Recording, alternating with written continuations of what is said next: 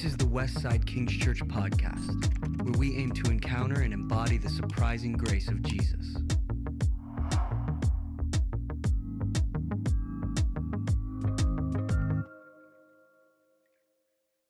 So it's great to be back together again as we continue on in this series around how to be a church. And this past weekend...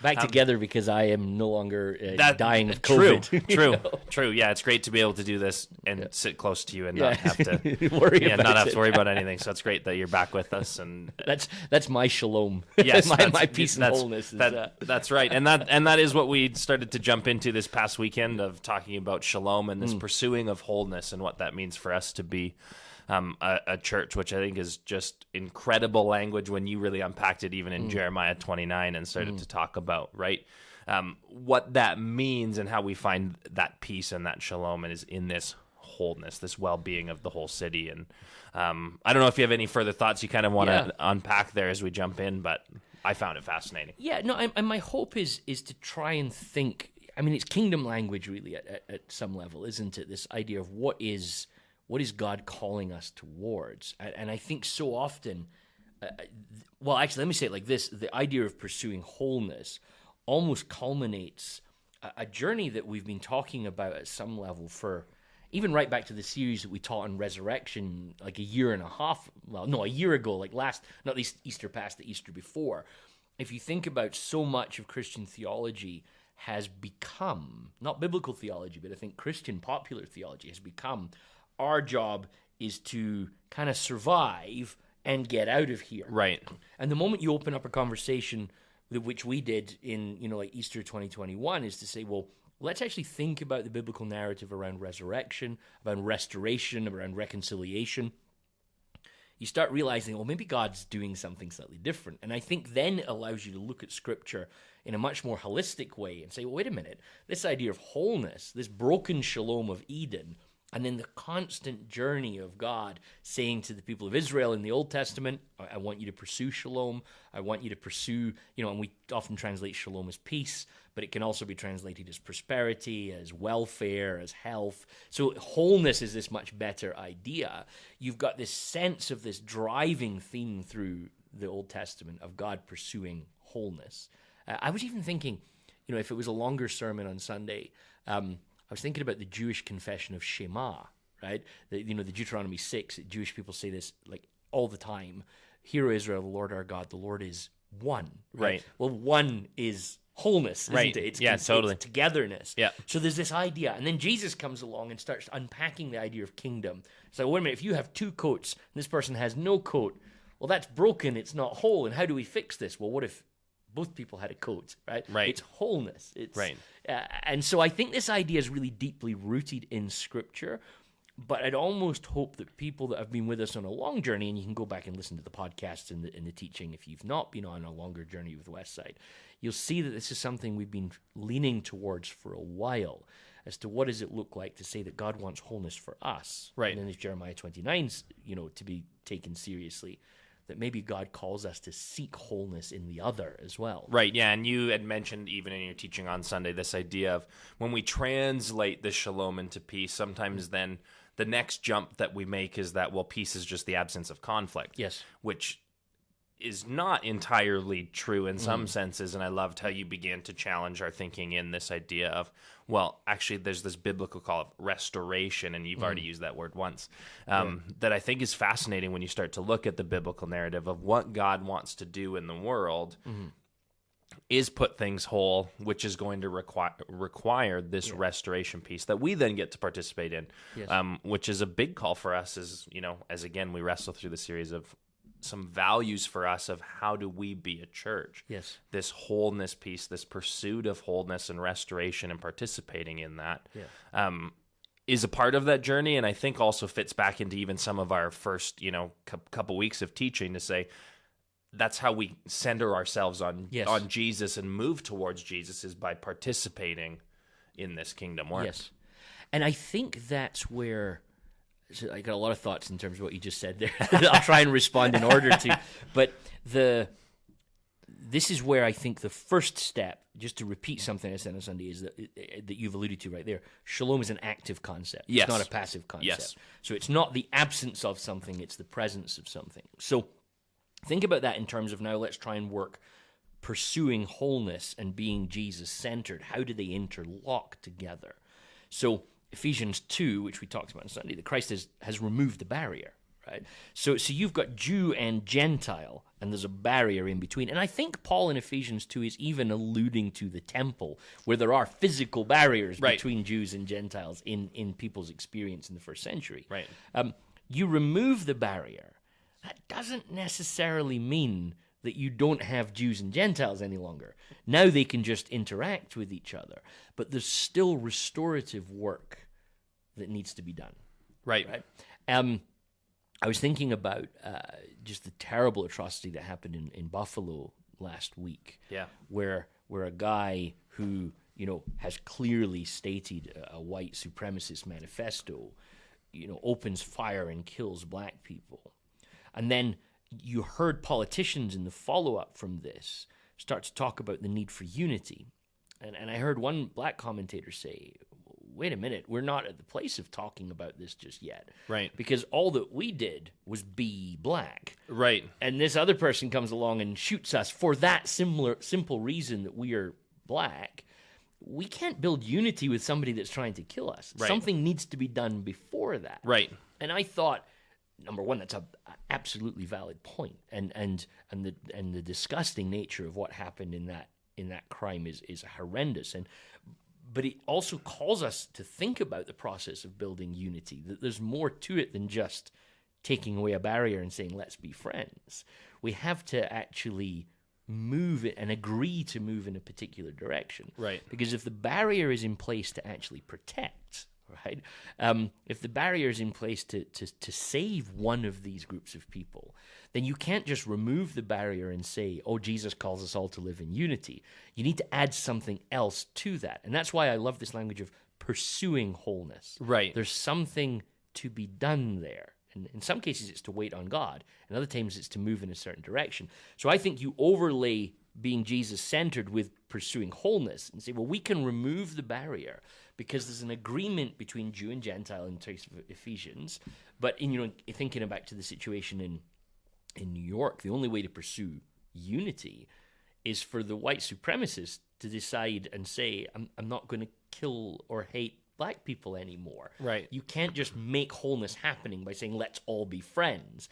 You have to say, let's move in the same direction together. Does that make sense? So forgive the detailed unpacking of that, but I feel like that's where wholeness and Jesus-centeredness come together. Yeah, and I mean, there's things that I would pick up on as well, even in our own conversation, and even some of the questions in the times that we've had as a community to ask them. There's always been, and you've made a few, allusions to that as well. This idea of barriers in place, sometimes they're for protection and direction, and so and I think we're saying that when it comes to being Jesus centered in a lot of ways. It's not a free for all. We don't just remove. It's not just this removal of things, which, based on the line of questions that we continue to, I feel like that's a bit of a sticky point for us as a community as we try to wrap our heads around this. Is to say, well, no, are there barriers? Are there things? And you've said, you're right. Like, well, if we're going to remove one thing, there's still a direction that we have to head. It's still not a free-for-all. It's still a way that we're saying, no, we want to be firm in moving this direction. Yes. And so there's certain types of things we're still not going to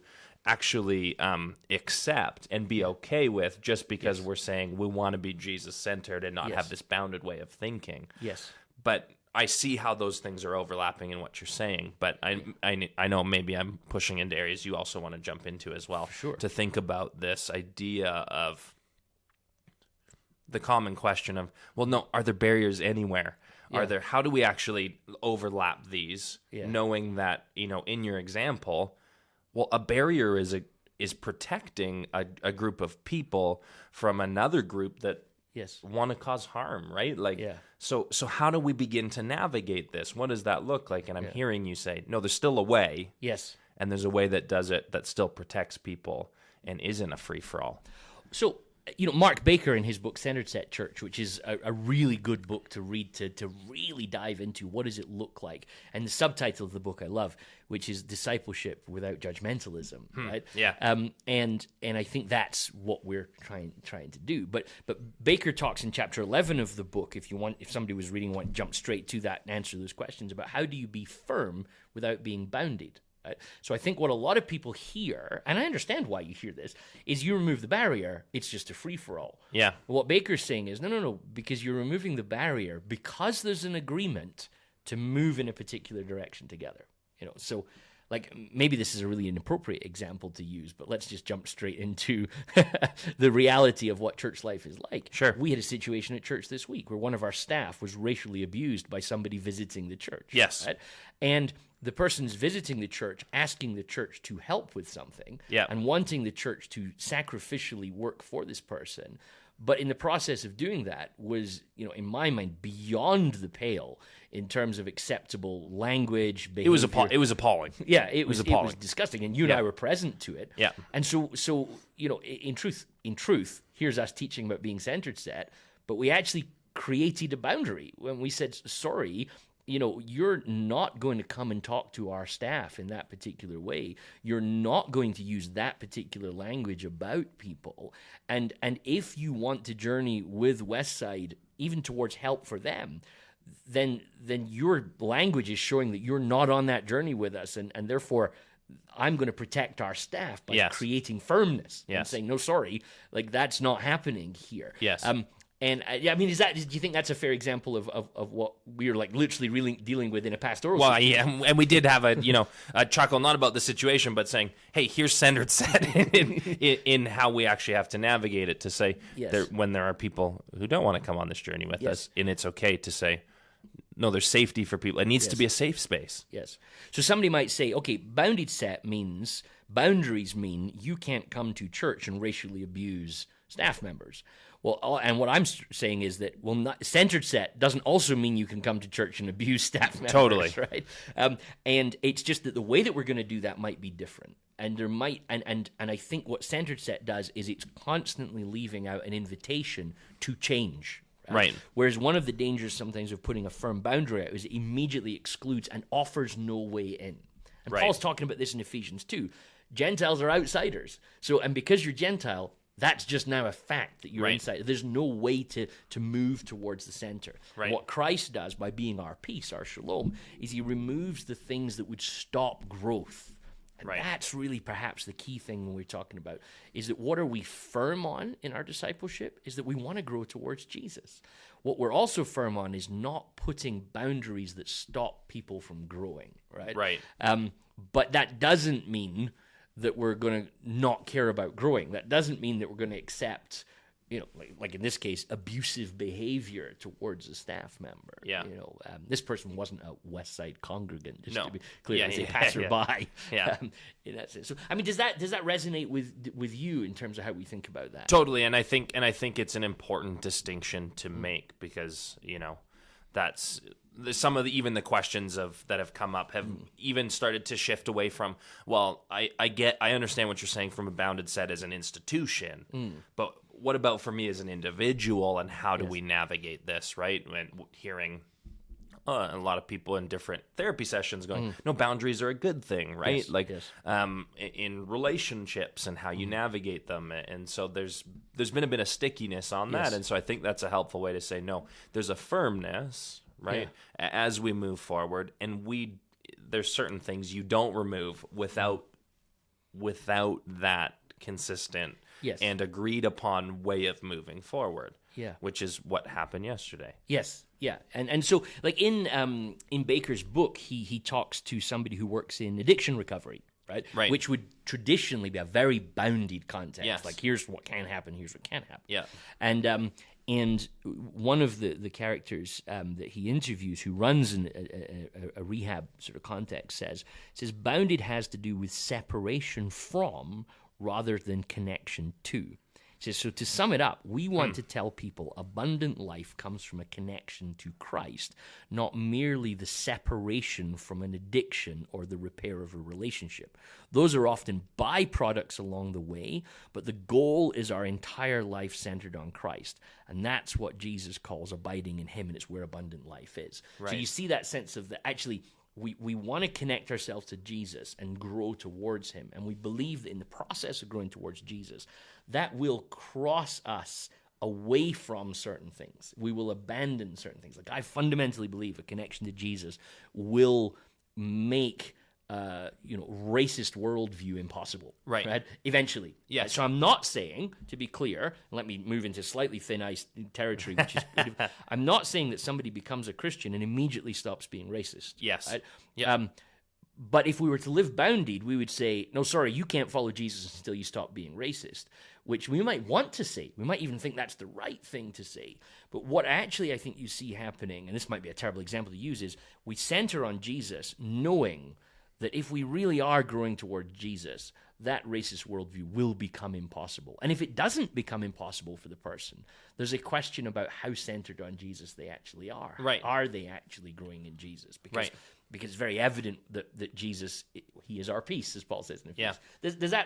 Does that sort of follow? Yeah, no, that totally makes sense.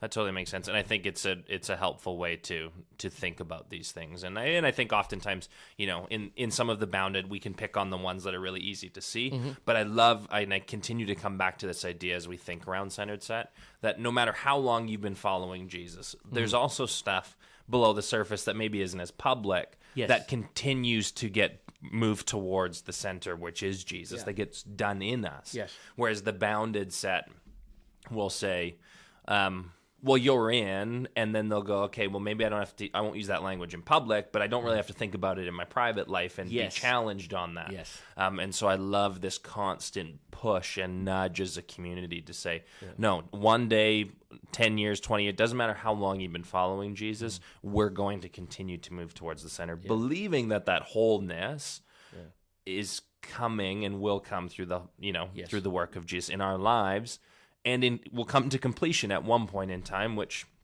to circle back around to this idea of shalom and some of even the other questions that came through that of, is the shalom even possible? Well, for us to say, well, not without Jesus and not in completion until, we see new creation in that sense, but this witnessing and this foretaste that we're called to participate in, to be about, to show the world of the type of restoration that Jesus can bring. Well, it's the deep level work, isn't it? So there's, let's stay with a theme that it might be too controversial, but you have what happened in Buffalo and New York, a horrendous atrocity, and then you have somebody just using abusive language and abusive behavior towards somebody, but then you also have the people that what is it to not be racist? Well, it's definitely not to kill people on the basis of who they are, and it's definitely not good to abuse people the way they talk. But oftentimes what we do is we go, well, I just don't do any of those things. But then deeper than that is the question, well, how do I think? So I think about Jesus, gets questioned once about questions of adultery. Yeah. And Jesus goes, well, why are we talking about what we do? Why are we not talking about how we think? Yes. Right? And we've abused that language of Jesus so often to make it another boundary. Yes. But I think what Jesus is saying is, well, listen, it's not as simple as just stopping the things that you do. Like anybody can figure out, I shouldn't use those words in public. But are those words part of your internal dialogue? Yeah. Where is your heart based on those sort of things? Yeah. And this, to me, is what centered set is about constantly in being moved and reconciled towards Jesus and allowing that deep work to happen in me. Because that's shalom, and the wholeness in my own life is then going to leak out into how I behave elsewhere. In one of the interviews that Baker does in his book, he talks to Natalie Frisk, who writes about developing children, and she talks about how so much of the behavior we have with children is about forced behavior. How do we teach children how to behave? Yeah. Right? And she said what we do, and she says this: if you're always looking at the line and what you're allowed to do, then you're not actually looking at Jesus.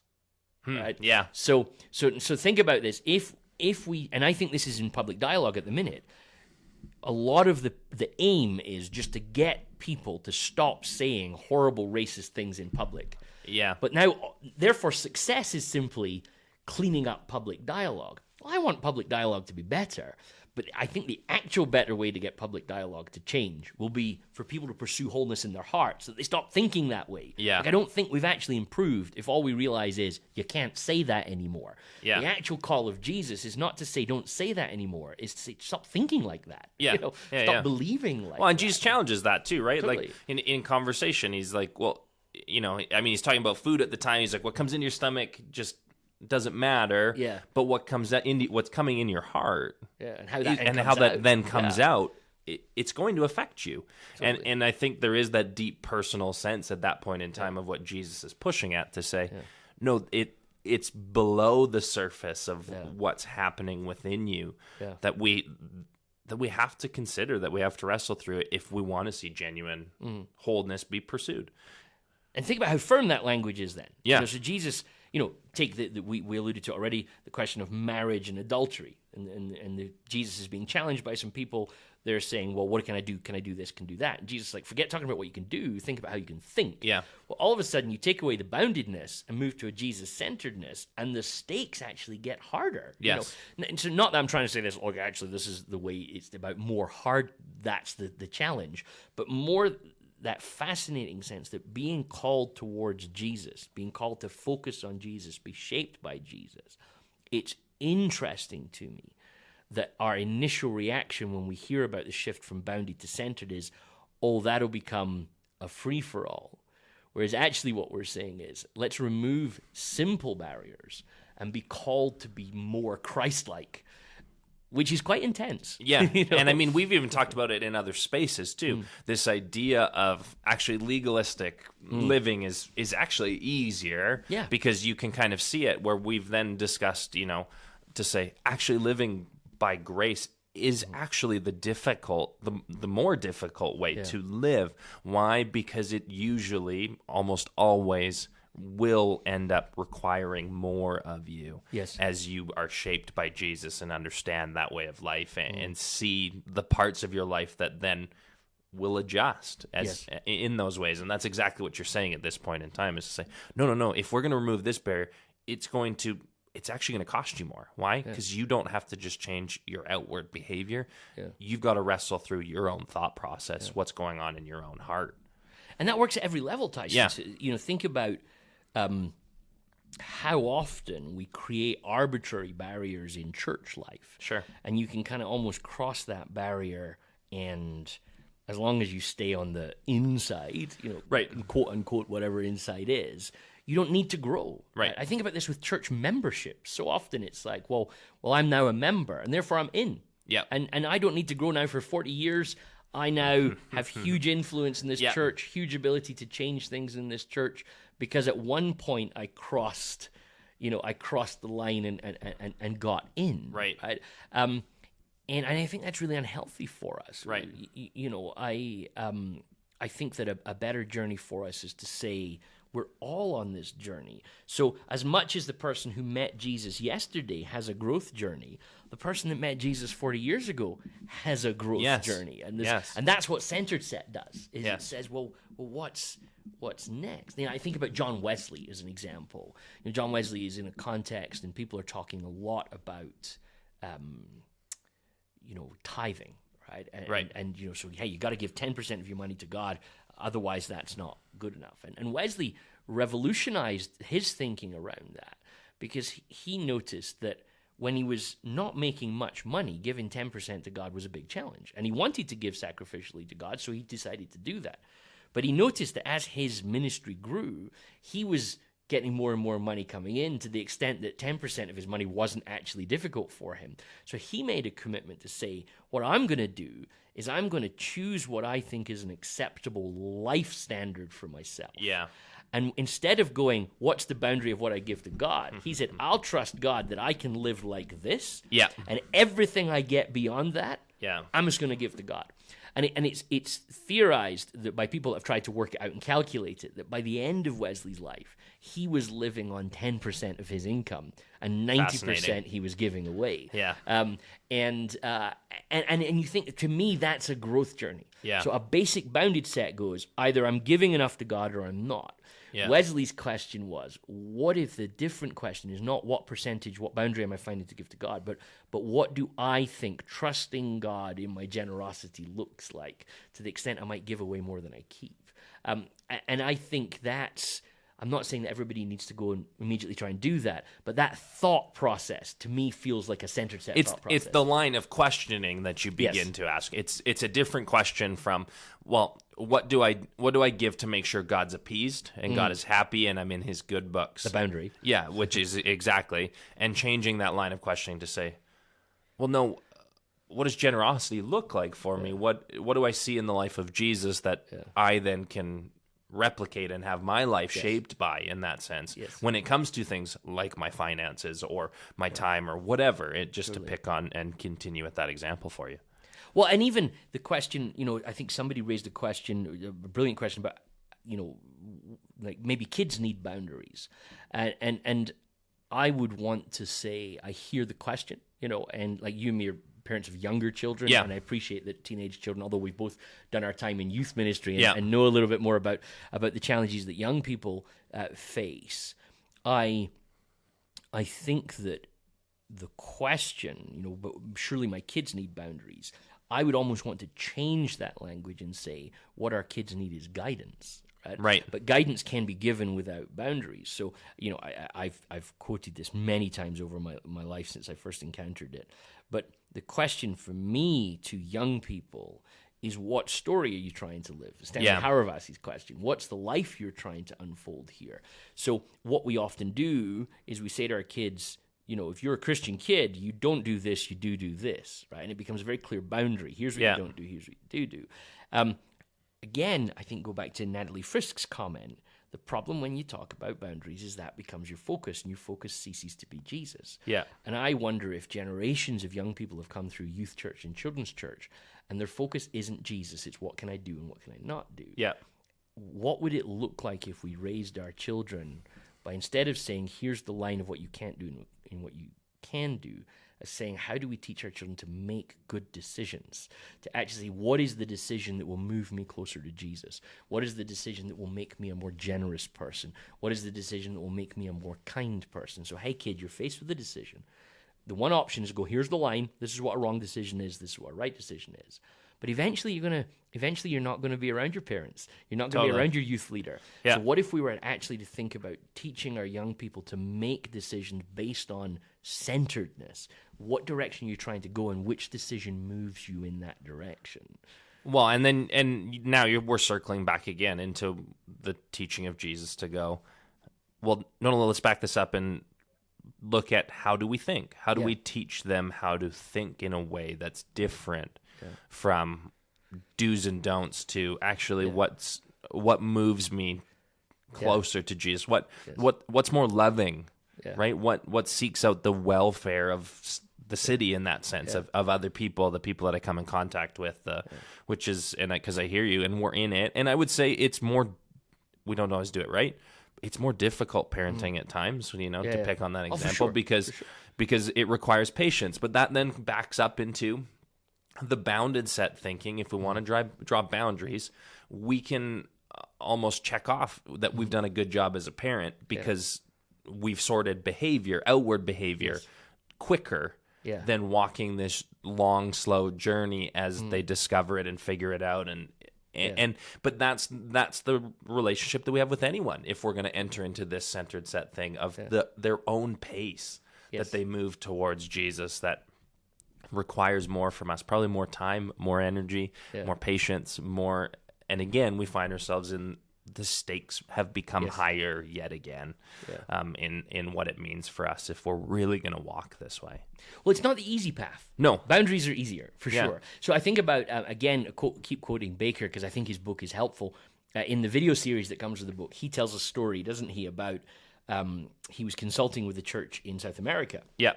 The church had a very high standard of marriage. They said, we believe in marriage, and we don't want people that are living together or sleeping around or not married. We want to hold that standard. So, let's hold I don't want to get into the ethical conversation, but how do they deal with this question? So what they were doing is, they had this younger couple in the church that were living together that weren't married. So they created a boundary and said, hey, listen, this doesn't work. You can't serve in the church. You can't be leaders in the church. And so somebody then raises the question, well, this is quite excluding, right? And so the elders were chatting, and they decided, well, let's go talk to this couple. Right. And they went and talked to the couple, and they realized that the couple had some deep complexities going on in their life that were preventing them from being able to get married at this particular time. And there was so one of the elders committed and started to meet with this couple several times a month, discovered that there was deeper challenges they were facing in terms of finance and life and they walked a journey for 6-7 months. Yeah. And at the end of the journey, the couple had actually gotten all sorts of things sorted out in their life and now wanted to get married. Right? And as I was listening to Baker tell this story, he used it as an example of centered set. So we're not going to exclude you because you don't fit. We're actually going to work with you and join you. And say, we think that a healthy discipleship life involves making a commitment to people that you're trying to raise kids with and things like that. So they were saying, we think the direction is over here. Point this direction towards Jesus. But we're not going to exclude you because you're not there.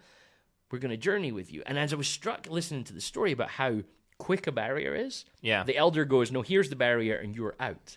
But this church chose to make the decision and say, no, what about if we mentor you and counsel you and journey with you and explore? And it took so much time. And I thought, wow, isn't it amazing I think that's so healthy, but requires commitment from us. Yeah. So if you're looking for easy and quick, boundaries. You want it, but discipleship's a long, slow growth process. And I think the key in that there is obviously then the mutual desire to do that, because it wasn't again, and I heard that story because we watched that as a staff, but it wasn't necessarily the, hey, here's what we think just as the elders, and we're going to drag you along with this. And it wasn't them just saying, well, we don't really care about what's happening in your life. We need you just to tick this box. To tick this box. Yeah. Instead, there was this mutual desire to say, one, from the elders to say, here's where our values lie, here's where we want to go, here's what we see as important, and all of those things. And the couple saying, well, we're willing to explore what that looks like together with you. We're willing to walk that road. Instead of saying it has to be sorted today, they said, no, there's still these important things that are, as we move towards Jesus, that we think are values that need to be there. So again, you come back into that firmness piece in some senses to say, no, there's a clear direction that we want to move, that we think is best, that we, as we follow Jesus. But it's okay if you're not there right this second. Yes. How do we help move you there? What's going on, right? Hearing stories, because there are complexities. Yes. There right, of things to sort, and there's things on the surface that are easier, again, to pinpoint, and then we forget about, oftentimes the issue's never the issue, right? Like there's all sorts of storylines and things underneath the surface that begin to add layers that then make this thing go, well, why can't they just sort this? It's not that complicated. Well, actually it is sometimes when you start to dig underneath of it. And so I love that mutual coming together at that level. Even as you were saying that, I found myself drawing back to Ephesians to Ephesians chapter 2, and there's just this line as Paul's developing this argument through about Christ is our peace, so he's our shalom, our wholeness. Yeah, he's taken two groups and he's made them one, and he's destroyed the barrier, the dividing wall of hostility by setting aside in his flesh. But then it says this: it says his purpose was to create in himself one new humanity out of the two, thus making wholeness, peace, right? And in one body reconcile both of them to God through the cross, by which he put to death their hostility. So I was thinking about this even as you were chatting there. You think there's actually, you could unpack this in much more full detail, but there's quite a process there. So if you think about it, it's not just a case of thinking about the move from bounded to centered. Christ just came and took away the wall. Right? Paul says, well, he took away the wall because he was trying to make two groups one. Right. So there's something that needs to be done. So he takes away the wall. Now we've got to make the two groups one. Well, how's he going to do that? Well, he has to get rid of the hostility, right? He has to put the hostility to death. Right. So you think about the hostility, the Greek word, kind of, I'm just, looking it up just here, it speaks to ideas of enmity, of animosity. So there's work to be done. You can't just go, we'll take away the barrier, now you're forced on the journey.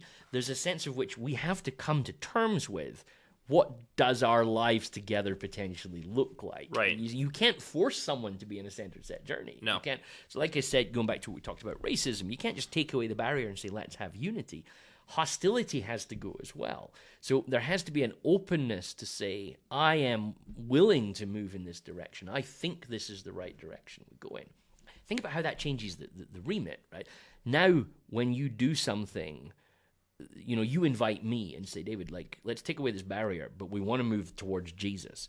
When I do something which would previously have excluded me, right, it would have went, well, that shows that I've gone outside again. Instead, with a centered set, you use it as an opportunity to go, hey, David, I noticed that you've done this. Yeah. That seems to suggest that you're trying to move in a different direction than us. Yeah. Is that what's happening here? And maybe I go, yeah, it is. I've actually decided I'm changing my mind and I'm heading the wrong direction. Well, a firm centered set would say, well, that you can head that wrong direction, but you're telling us that you're not now coming with us. But it also creates a much opener space for me to go, yeah, that is what I did. It's not what I intended, or I got a little lost, or I just reverted into some bad practice.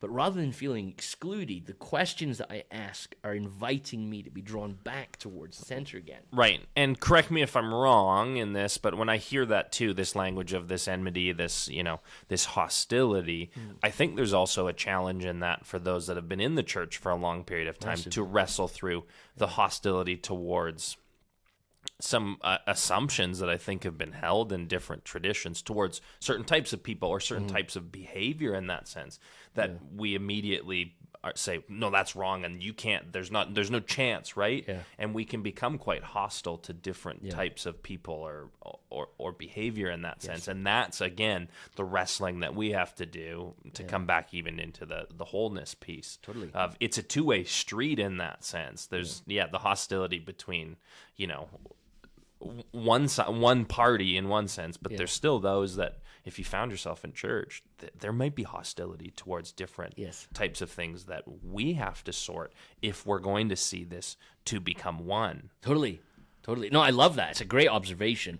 I think back to the story we talked about from Baker's series about the married couple. One of the challenges for the church was they were used to a couple like this being excluded. Yes. So the elder says, well, now I'm going to invest a lot of time into this couple, into mentoring and journeying. But the church community had to now accept, hey, people that we used to exclude are now in our group. They're now with us. They're now coming to church with us. They're helping in church with us. And so there is a challenge for the church to almost shift its behavior and think, hey, listen, if we're going to be centered set, then it's going to change the demographic. It's going to create a messiness, perhaps, because people that would have previously been excluded are now not being excluded because they've said, hey, I want to move in this direction. Yeah. So I'm curious as to how this goes. And I mean, I think that's exciting, but I think it's challenging for us. Yeah, I mean, it's always been exciting for me because, again, I think into my own personal life of people that And I can share this story because it's been shared in another podcast when I interviewed my tattoo artist around his journey of faith in that sense of this moment, and I think back to it so often as I have many conversations with him. There's this moment in his journey where he comes with the church that he was a part of at the time. He comes forward, or some of his friends come forward with a specific thing, saying, "Hey, here's something that we did. It was a behavior that I think they were coming forward to say, we're pretty convinced that this maybe isn't the best way to move forward with our lives, but we're going to be upfront about it." And it found immediate hostility towards that behavior. And it was that moment that I think began shaping, if you listen to his conversation, and he would say this because he has said it to me, that began to shape some of his thought process around, do I really want to be involved in this? Yeah, totally. Is this a safe space for me? Is this a space that I can wrestle these things out in? And what I'm getting is no, I'm finding hostility and watching his journey to, at that point in time, be away from the church, where he would still say he is, and that's what he said in the interview with them. So I'm not sharing anything that's private in that sense, but you go, there's a moment, right, where he bumps into this hostility piece within the church, where it could have been messy. It could have been, they could have said, hey, this is an opportunity for us to say, hey, you're right, but you still want to come this way? Yeah, we do. How do we navigate this way forward? Instead, they were met with, you can't do that, incredible hostility. Yeah. And what happened? They all left. Yeah. They all left. Well, I was thinking, just going back to the sermon from Sunday morning, Brene Brown's book, Daring Greatly, she talks exactly about this phenomena under the idea of shame. Yeah. Right? And she talks about shame as the opposite of shalom, because what shame is often rooted in is a fear of disconnection. So you're a young person in church, like your tattoo artist. And I remember the conversation. Yeah. I remember listening to the podcast that you did, and it's still, you can go back and find it. Yeah, you can go back and find it. And he watches this young couple, and they get up and say, hey, listen, we've been pursuing this particular trajectory in our life, and we think that's wrong, we'd like to change. And the response of the church is exclusion. Yeah. The response of the church is, that's not acceptable, you need to get out of this behavior. Well, what that does is two things. Number one, it excludes the couple, but what it also teaches him is shame. Yes. If you do this, that's what will happen to you. And most of us don't want to be excluded. Yeah. So what you do is, and here's the bizarre thing, and what the bounded set thinks is, so what your tattoo artist will now do is go, I better not do that behavior. Actually, what happens in human psychology is we go, I better not get caught. Yes. And I better not admit to that, because that's what brings the shame. It's not the thing that we did. Shame isn't created by what we do. It's created by what we think other people think of what we do. Right. And so we shut down, and we don't, Right. and therefore we stop growing. Yeah. And exactly as this happened in the story that you're talking about, we go, I actually don't know that I want to be part of this. So pursuing wholeness requires us to step away from bounded sets, because bounded sets create shame, and shame doesn't lead to shalom. Yeah. So I think it's a hugely important piece for us to reflect on as a church community. Are we brave enough as a church community to start welcoming people who would previously have been excluded?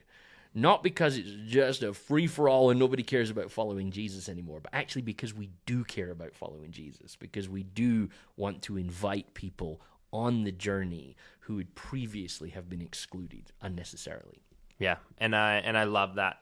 And maybe that's where we land this as a point of reflection, even for us to continue to wrestle through as a community, is that idea of, are we willing to go on this journey that is going to be uncomfortable, that is going to cause messiness, that is going to probably make you rub shoulders with people you maybe would have avoided before, you maybe wouldn't have had interaction with, or conversation, or even friendship with, that you'll be surprised with how God works. And I think that, again, comes back to this piece of believing in the compelling nature of the life of Jesus and what that means, and how that can shape people and all of us, really, as we continue to journey towards him together. So great. Thanks, David. I like it. Thanks, Tyson.